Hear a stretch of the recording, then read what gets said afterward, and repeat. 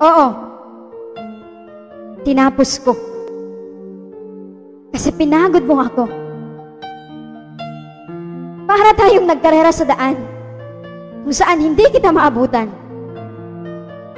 Yung tipong gustong-gusto mo na akong iwan. Pinakawalan kita kasi nagmumukha na akong tanga. Umabot sa punto na halos araw-araw, gabi-gabi, hindi ako makatulog sa kakaisip sa'yo kung bakit tayo nagkakaganito. Bakit ba? Bakit ka nag-iba?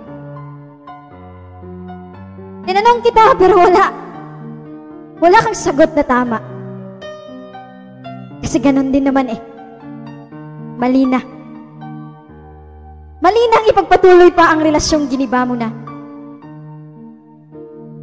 Ang sabi mo lang, napagod ka na. Bakit?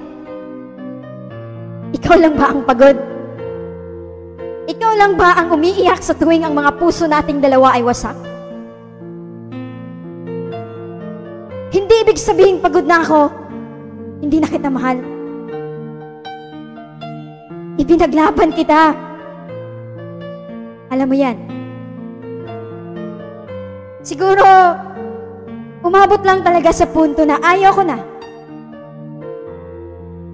Daig ko pa nga si Darna na kahit ang gulong-gulo na, humahanap pa din ako ng rason para ipaglaban ka. Pero, ayaw ko na. Pagod na ako. Ako na mismo hihingi sa'yo na huwag na nating ipagpatuloy ito. Kapag ba sumuko, talo na?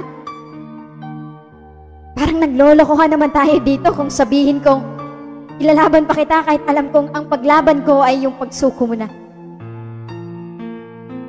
Siguro sa isang pagkakataon, lalaban ako. Pero para sa sarili ko na mismo.